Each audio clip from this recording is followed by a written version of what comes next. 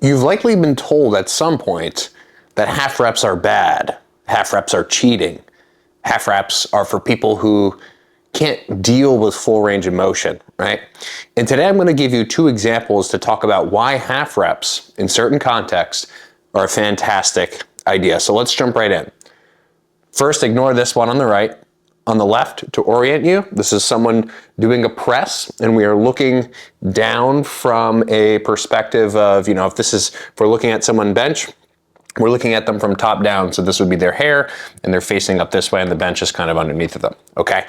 So in the bottom half of the range of motion, let's assume this person is using dumbbells. What are the dumbbells trying to do to this person? They're trying to push the arms downward. Right, and as this person moves upward in the press, let's just assume this would make sense anatomically, here's kind of where the dumbbells end up. And here's where the dumbbells are at the bottom.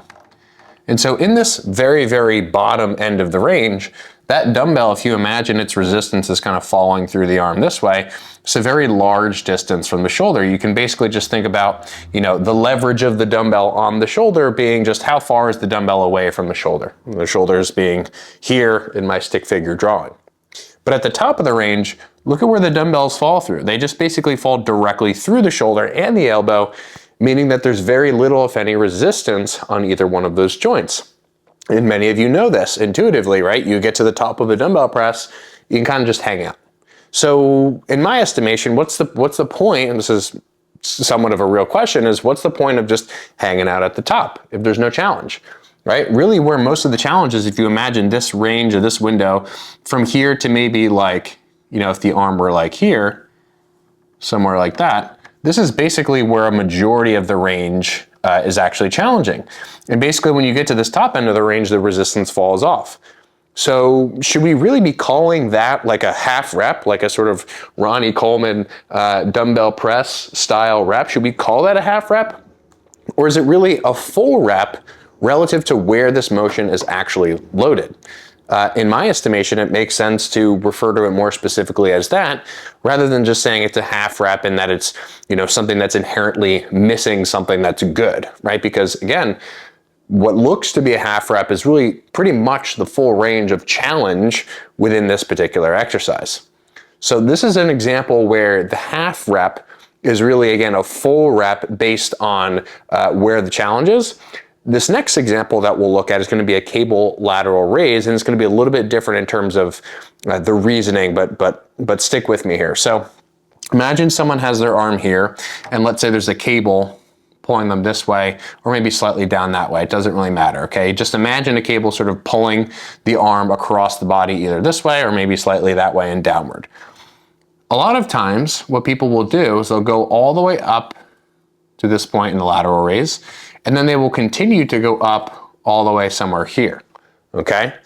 And what I'm gonna make a case for in this particular context is that just moving to this point, i.e. around 90 degrees of what we would call abduction, flexion abduction, those are the fancy sort of jargony terms, raising your arm here, I believe that is an appropriate stopping point if the goal is to train the middle delt, which most people doing lateral raises, that's what they're trying to do. They're trying to train this part of the deltoid muscle. And yet people will raise their arm all the way overhead with a dumbbell or with a cable, claiming that it's, full range of motion and that they'll get more stimulus, a greater stimulus from raising the arms that high. But the problem with this, really in this particular case, yeah, we can talk about it from a resistance standpoint, depending on where the cable is or if we're using a dumbbell, the dumbbell. But it actually makes more sense in my estimation to talk about it from a joint perspective and from a muscle function perspective. So the middle delt, for those of you that don't know, attaches to this bony prominence. It's called the acromion. And it runs down and attaches to the outside of the upper arm here. And what it does is it basically just pulls the arm like this, right? But at a certain point, the middle deltoid will be fully shortened or pretty much like as shortened as it can get.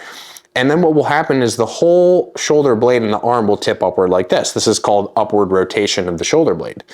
And the middle delts, again, the thing that you're trying to train in this case, only move this bone this way. They don't move the entire shoulder girdle to include the shoulder blade and the collarbone. They just change the relationship between these two bones.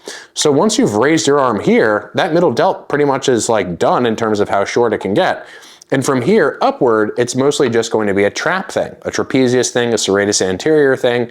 So, and just feel this for yourself, like raise your arm here and just kind of try to notice like how much middle delt do I feel? And you can grab a weight if the weight of your arm is too light.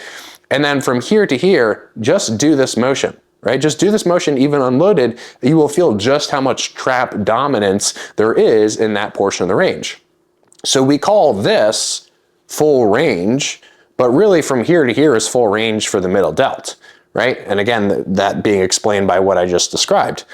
And so is this a half rep? If I'm, holding a dumbbell and I'm going like this, is that a half rep? No, it's a full rep relative to my goal. So if we want to call these half reps for the sake of it, cool.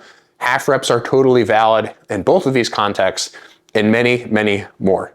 So the next time that someone says that you shouldn't do half reps or that you only should do full range because full range is best, I would challenge them and I would ask them within what context they're referring to half reps and full range, right? Because ultimately the context and the context relative to the goal is what will determine whether half reps or full reps are best. And in this particular case, one might say, okay, if I have the goal of training a blend of the middle delts and the traps collectively, and I want both of those things to get a lot of stimulus, yeah, makes sense to go all the way that way.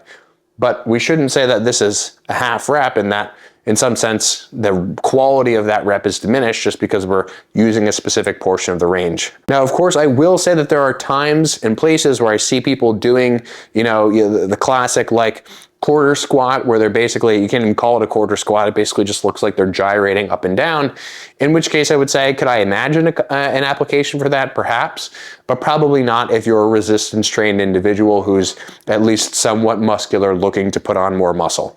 And so of course, can there be instances in which half reps take away from the productivity and the efficiency of the goal? Absolutely, but here I was just making a case in favor of doing the half reps. And so I hope that in some sense, this either changed your mind or opened your mind to something new.